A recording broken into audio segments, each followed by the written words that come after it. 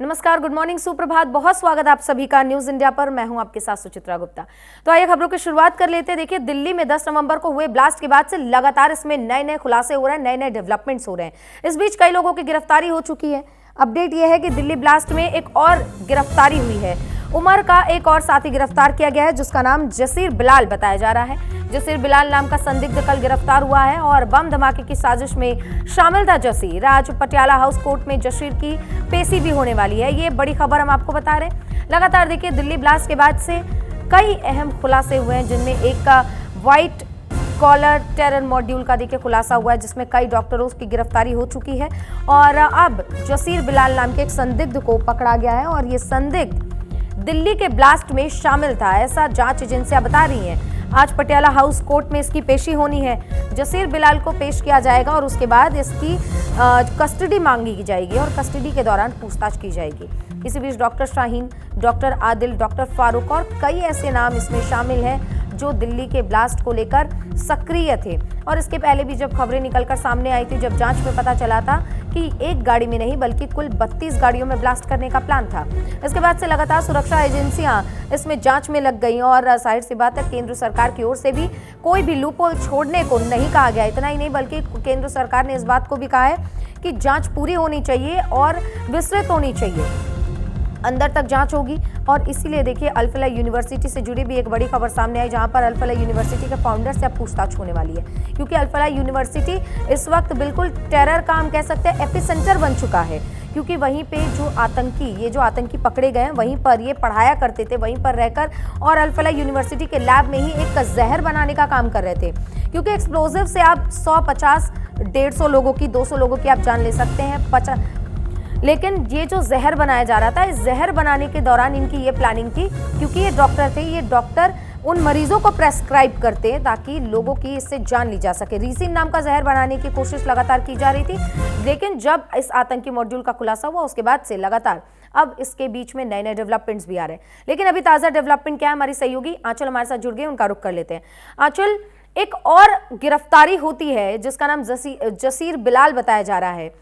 लगातार इसमें गिरफ्तारियां हो रही हैं, नए डेवलपमेंट्स हो रहे हैं, नई खबरें जो सामने आ रही हैं वो कहीं ना कहीं दहलाने वाली हैं। ताज़ा अपडेट जसीर को लेकर क्या है और सुरक्षा एजेंसियां भी किस दिशा में और कैसे काम कर रही हैं? देखिए, इसमें लगातार जो है वो गिरफ्तारियां हो रही है, जसीर की गिरफ्तारी, और इसके बाद ही देखिए जो इस पूरे मामले को लेकर जो है पूछताछ चल रही है। जैसा कि दिल्ली पुलिस की हम बात करें तो दिल्ली पुलिस की तरफ से भी जो अल-फलाह यूनिवर्सिटी है उसके चेयरमैन को नोटिस जारी किए गए थे और इसके बाद जो पूछताछ है वो लगातार हो रही है। तमाम जितने भी इसमें जो कह सकते हैं कि जो आरोपी है या फिर जो शक के दायरे में उनसे पूछताछ की जा रही है। और मेन अगर हम एक्यूज्ड की बात करें तो देखिए, इसमें आपने देखा होगा कि लाल किले बॉम्ब ब्लास्ट में अब तक जो है 8 से ज़्यादा लोगों की इसमें गिरफ्तारी हो चुकी है, जिसमें से देखिए 5 जो है वो डॉक्टर पाए गए। यानी कि जो आतंकी है, कह सकते हैं कि ये डॉक्टर कम ये आतंकी ज़्यादा थे। और इन्होंने ही देखिए जिस तरह से पूरी कह सकते हैं कि दिल्ली, ना केवल दिल्ली को बल्कि यूपी, हरियाणा, तमाम कह सकते हैं कि जो जगह थी वो टारगेट पे, तमाम राज्य इनके टारगेट पर थे। जिसमें आपने सुना होगा कि डॉक्टर जो है मुजम्मिल शकील, जो कि 36 साल का था, और इसको पुलवामा से देखिए कहीं ना कहीं ये जुड़ा हुआ था। इसके साथ ही देखिए शाहीन का जो नाम है वो तो सबके सामने है, किस तरीके से पूरा का पूरा रैकेट वो चला रही थी। और आदिल अहमद, देखिए आपने उसका भी नाम सुना, सजाद अहमद का नाम भी आपने सुना होगा, इसके साथ ही परवेज अंसारी का नाम आपने सुना होगा। इस तरीके से देखिए पूरा मॉड्यूल जो है वो चल रहा था, जो कि अलग अलग राज्यों से जुड़ा हुआ है। और आपने सुना भी होगा कि इसमें पॉलिटिकल रिएक्शंस भी तमाम नेताओं के आ रहे हैं। और अगर हम जम्मू कश्मीर की बात करें तो जो महबूबा है, उनका भी बयान सामने आया था। उन्होंने कहा था कि किस और जो है वो युवा जा रहा है, हिंदू मुस्लिम तक की राजनीति इतनी ज़्यादा बढ़ गई कि अब युवा जो है वो ऐसे प्रोफेशन से जुड़कर जो है इस तरह की हरकतों को, इस तरीके की वारदातों को अंजाम दे रहा है, इस तरीके की आतंकी साजिशों में वो लिप्त हो रहा है। इस तरीके के बयान भी हमें देखने के लिए मिल रहे हैं जो तमाम नेता है। लेकिन सबसे बड़ी बात यह है कि इसमें नए नए जो एंगल हैं वो निकलकर सामने आ रहे हैं। और इन एंगल में देखिए सबसे ज़्यादा, क्योंकि कोई इंजीनियर था जो कि ड्रोन बना के दे रहा था, और ड्रोन के साथ ही देखिए रॉकेट बना के दे रहा था, मदद कर रहा था इन डॉक्टरों की, जिससे और भी ज़्यादा जो ब्लास्ट की घटनाएं हैं उनमें सहयोग मिल सके। तो यानी कि इनके जो कड़ियाँ हैं, खास करके आपने ये देखा होगा कि जो पढ़े लिखे लोग हैं वो इसमें ज़्यादा, जो छात्र थे वो ज़्यादा इन्वॉल्व नज़र आ रहे थे। और इसी वजह से देखिए अल्फला के जो चेयरमैन हैं उनको शक के दायरे में लेकर जो है उनको नोटिस जारी करके उनसे पूछताछ का जो सिलसिला है वो चल रहा है, क्योंकि इसमें यूनिवर्सिटी जो है वो अपना पल्ला नहीं झाड़ सकते, कि आप इस बात से नहीं जुटला सकते कि आपकी जो इन्वॉल्वमेंट है वो नहीं है। जी बिल्कुल आंचल, कहीं ना कहीं यही तो सवाल बार बार उठ रहा था कि कहीं ये जो 4-5 डॉक्टरों की गिरफ्तारी हुई है, क्या ये यहीं तक सीमित है, या फिर और भी ऐसे डॉक्टर्स हैं, और भी ऐसे कई अलग अलग प्रोफेशन के लोग हैं जिनका ब्रेन वॉश किया गया है। आंचल, आप हमारे साथ बने रहिएगा, आगे भी आपका रुख करेंगे। देखिए, दिल्ली लाल किला ब्लास्ट मॉड्यूल में जांच में गिरफ्तार डॉक्टर शाहीन सईद के बारे में पासपोर्ट से जुड़ी एक अहम खबर सामने आई है। जांच एजेंसियों के मुताबिक शाहीन के पास 1996 से अब तक कुल 3 पासपोर्ट बने हैं, और हर पासपोर्ट का पता अलग अलग है। और इसी के साथ भी अभिभावक, जिनको हम कहते हैं कि गार्डियन के नाम पे 3 अलग अलग लोगों के नाम हैं। पते में बार बार बदलाव और एक्सपायरी से पहले पासपोर्ट रिन्यू कराने से लेकर एजेंसियां अब इसकी गहन जांच कर रही हैं। और इतना ही नहीं, क्योंकि इसमें जो गार्डियन है उनका नाम अलग अलग है, क्योंकि एक में इनके पति का नाम है, ये जो शाहीन सईद जिसकी तस्वीर आप इस वक्त टीवी स्क्रीन पर देख रहे हैं, ये आतंकी डॉक्टर है। और एक में पिता का नाम का इस्तेमाल किया जाता है गार्डियन के तौर पर, एक में भाई परवेज का नाम इस्तेमाल किया जाता है, और तीसरे में पति के नाम का इस्तेमाल किया जाता है। तो जरा समझिए कि ये प्लानिंग बहुत पहले से चल रही थी, आतंकी मॉड्यूल में ये महिला शामिल बहुत पहले से थी, लेकिन धीरे धीरे जब जांच एजेंसियां इस पूरे मुद्दे को खंगालती हैं, अंदर तक, जड़ों तक पहुंचती है, तो पता चलता है कि ये जड़ें काफी दूर तक फैली हुई हैं। और इसीलिए लगातार सुरक्षा एजेंसियां अलग अलग एंगल से जांच भी कर रही हैं। इतना ही नहीं, अलग अलग शहरों में दबिश भी दे रही है। चाहे हम शाहीन सईद के भाई परवेज की बात कर ले, क्योंकि वो भी इंटरगल यूनिवर्सिटी में एज लेक्चरर, फैकल्टी मेंबर के तौर पे वहां पर वो कार्यरत है। और इसी वजह से जो जांच एजेंसियां हैं वो परवेज को भी गिरफ्तार करती है, आगे उससे पूछताछ होती है।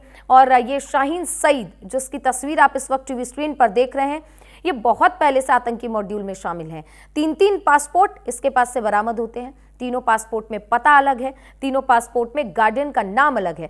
तो जरा आप समझिए कि किस तरीके से ये पूरा काम किया जा रहा था। और कहीं ना कहीं ये जो जड़ें हैं वो काफी अंदर तक फैली हुई हैं। हो सकता है आगे चलकर कई बड़े नाम भी इसमें शामिल होते हुए नजर आए, क्योंकि किसी एक नागरिक के पास 3-3 पासपोर्ट जिसमें पता अलग हो, जिनमें गार्डियन का नाम अलग हो, ये एक तरीके से ऐसे भी संभव है कि जब शादी होती है उसके बाद से पता, और क्योंकि पति का नाम रजिस्टर करवाना होता है, तो ऐसे में उस पासपोर्ट का भी इस्तेमाल किया जा रहा था, और नया एक पासपोर्ट जो रिन्यू करवाया गया था उसका भी इस्तेमाल हो रहा था। और कुल मिलाकर 3 पासपोर्ट इस शाहीन सईद के पास से बरामद होते हैं।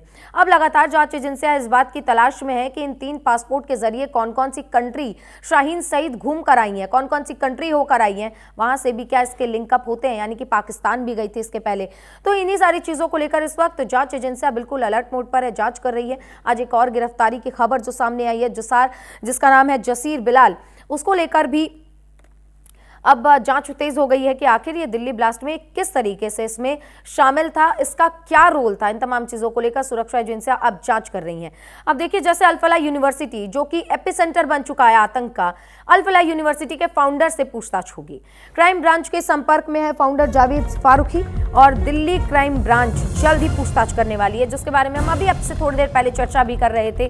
क्योंकि अल-फलाह यूनिवर्सिटी जो कि अब एक हॉटस्पॉट बन चुका है आतंक का, जहां पर ये तमाम डॉक्टर एज फैकल्टी मेंबर पढ़ाया करते थे, लैब का इस्तेमाल किया करते थे, और यही की वो लैब है जहां पर जहर डेवलप किया जा रहा था ताकि लोगों की जान ली जा सके। ये रीसिन नाम का जहर जो कि गंधहीन और साथ ही वो बिल्कुल स्वादहीन होता है, हम कह सकते हैं टेस्टलेस जहर ये होता है, जिसका अपना कोई रंग नहीं होता है। लेकिन अगर ये आधा बूंद भी आपके खाने में, आपके पानी में मिला दिया जाए तो जान जाना तय है। और उसी जहर को बनाने की ये तैयारी में थे। कैस्टर ऑयल के बीच के यहाँ पे उनको जो सुरक्षा एजेंसियां हैं उनको यहाँ से सबूत मिले हैं। लगभग 4 लीटर कैस्टर ऑयल से जुड़ा एक रॉ मटेरियल बरामद किया गया है, जो इस जहर के लिए एक बहुत ही मेन, हम कह सकते हैं, इंग्रेडिएंट है। इसी के अलावा कई ऐसी चीजें वहां से बरामद की गई हैं जो इस जहर को डेवलप करने में लगातार काम कर रही थी। अब ये जो डॉक्टर पकड़े गए हैं, ये लगातार इस बात का खुलासा कर रहे हैं कि किस तरीके से एक प्रॉपर प्लान बनाया गया था ताकि एक साथ लाखों लोगों की जान ली जा सके, लाखों भारतीयों की जान ली जा सके। और इनका तारीख तय हुआ था 6 दिसंबर का, जिस दिन बाबरी मस्जिद ध्वस्त की गई थी, उस दिन का इनका डेट फाइनल किया गया था। हमारे सहयोगी आंचल लगातार हमारे साथ बनी हुई है। आंचल, जिस तरीके से हम चर्चा ही कर रहे थे कि अल-फलाह यूनिवर्सिटी के जो फाउंडर है उनसे पूछताछ होगी, क्योंकि यही वो लैब है जहां का इस्तेमाल किया जा रहा था रीसिन नाम के जहर को डेवलप करने के लिए। क्या जानकारी है, कब तक ये पूछताछ हो सकती है? देखिए, 2 नोटिस जो है उनको दिल्ली पुलिस के ज़रिए जो है जारी किए गए थे, क्योंकि पहले अल-फलाह यूनिवर्सिटी के जो चेयरमैन थे वो इस पूरे मामले में पल्ला झाड़ते हुए नजर आते। लेकिन एक जाहिर सी बात है कि जब आपके कह सकते हैं कि कहीं पर भी स्टूडेंट आपकी जगह पर पढ़ रहे हैं, यूनिवर्सिटी में पढ़ रहे हैं और आप फैकल्टी है, क्या किसी फैकल्टी को, किसी चेयरमैन यूनिवर्सिटी के चेयरमैन को इस बात का बिल्कुल भी अंदाज़ा नहीं था कि उन्हीं की यूनिवर्सिटी में पढ़ने वाले बच्चे जो है वो आतंकी गतिविधियों में लिप्त नज़र आ रहे हैं। और डॉक्टर एक ऐसा प्रोफेशन है जो जान बचाने का काम करता है, और वही डॉक्टर, क्योंकि इस बात का जिक्र देखिए मैंने बहुत पहले भी किया था, जब ये पूरा मामला जो है शुरू हुआ था, ब्लास्ट का मामला सामने आया था, कि ये जो डॉक्टर थे ये तो लोगों को जहर देकर या किसी तरीके से कोई ऐसा कह सकते हैं कि कोई भी ऐसी गतिविधि कर सकते थे जो कि डॉक्टर्स को देखिए ह्यूमन बॉडी के बारे में सब कुछ पता होता है कि आप खाली इंजेक्शन हार्ट में लगा देंगे, उस जगह पे लगा देंगे तो इंसान की डेथ हो जाएगी, पता भी नहीं लगेगा कि इंसान मर गया। और आप इसी तरीके से तमाम ऐसी चीज़ें होती हैं जिससे डॉक्टर आराम से किसी भी व्यक्ति को मार सकता है अगर वो चाहे। और वो डॉक्टर अगर हैवान हो, वो डॉक्टर अगर आतंकी निकले तो वो किसी भी स्तर पर जाके बिना ब्लास्ट के भी देखिए लोगों को मार सकता है। तो वही कहीं ना कहीं ये जहर बनाकर जो है मारने की तैयारी में थे, क्योंकि डॉक्टर का डॉक्टर प्रोफेशन चलता रहेगा और किसी को पता भी नहीं लगेगा कि देखिए डॉक्टर ने उनकी जान ले ली। लेकिन शुक्र मानिए कि जल्द ही जो है एजेंसियों को ब्लास्ट की सूचना जो है आईबी को थी, और यही कारण था कि जब 32 गाड़ियों में कहीं ना कहीं बॉम्ब जो है फिट करने की फिराक में थे और 32 जगह पर देखिए ब्लास्ट करने की फिराक में थे, लेकिन जब आईबी को ये जानकारी थी कि ब्लास्ट कहीं हो सकते हैं, और इसी वजह से देखिए कह सकते हैं कि उमर को पकड़ा भी गया, उमर को ट्रेस किया गया था। और लेकिन हाँ, इतना ज़रूर है कि आनन फानन में जो है एक जगह पर यानी कि दिल्ली में वो ब्लास्ट करने में कामयाब रहा। हालांकि देखिए चाहे शाहीन हो या फिर देखिए तमाम इस ब्लास्ट से जुड़े हुए जितने भी गुर्गे हैं, चाहे वो जम्मू कश्मीर में बैठा हो, उत्तर प्रदेश में बैठा हो, हरियाणा में हो, दिल्ली में हो या फिर किसी भी कोने में हो, NIA हो, यूपी ATS हो, इसके अलावा सभी एजेंसियां जो हैं वो सक्रिय रूप से काम कर रही हैं और जल्द ही हर एक कड़ी को खंगाला जा रहा है, क्योंकि इनके तार बांग्लादेश से भी निकल कर आ रहे हैं, इनके तार पाकिस्तान से भी आ रहे हैं, इनके तार तुर्की से भी आ रहे हैं, क्योंकि अलग अलग देशों के अलग अलग किरदार इसमें रहे हैं और इसको फिदायनी हमला भी जो है वो कहा जा रहा है। तो इस बात से नहीं झुठलाया जा सकता कि अब एक बार फिर से सभी यूनिवर्सिटी जो है देश की, उनको फिल्टर करने की ज़रूरत है। और जो बच्चे हैं, खास करके अगर हम बात करें, आधार हो गया, हमारे जितने भी पहचान पत्र है, अब इनमें कुछ ना कुछ मॉडिफाई इनको करने की ज़रूरत है, क्योंकि इतना दिमाग ये लोग इंजीनियर आतंकी है वो दिमाग लगा रहा है कैसे इंजीनियरिंग के ज़रिए जो है उसका इस्तेमाल किया जा सके, कैसे फर्जी डॉक्यूमेंट बना के जो है, कैसे फर्जी पासपोर्ट बना के आंखों में धूल झोंक सके भारत सरकार के। तो इन तमाम कड़ियों से यही पता लग रहा है कि बड़े ही शार्प और मजे हुए खिलाड़ी थे आतंकी, और इसी वजह से ये हर एक उस पहलू को इस्तेमाल कर रहे थे जो कि देश विरोधी हो सकता है। लेकिन कहीं ये भी सवाल उठता है कि जहां पे ये फैकल्टी मेंबर के तौर पर पढ़ाया करते थे, ये जो नए डॉक्टर हैं, आने वाले भारत के जो भविष्य है, ये युवा हैं, उनको आतंकी बनाने का काम कर रहे थे। बहुत बहुत शुक्रिया इस जानकारी के लिए, आप बने रहिएगा, आगे भी आपका रुख करेंगे। तो देखिए जिस तरीके से दिल्ली ब्लास्ट को लेकर पल पल ये खुलासे हो रहे हैं, कहीं ना कहीं ये चौंकाने वाले खुलासे हैं, क्योंकि दिल्ली ब्लास्ट के जरिए पहले तो दिल्ली को दहलाने की, देश को दहलाने की कोशिश होती है, लेकिन अब ये जो खुलासे हो रहे हैं ये अंदर तक झकझोरने वाले हैं, क्योंकि इस आतंकवाद की जड़ें अब देश के कोने कोने में भी फैली हुई नजर आ रही हैं।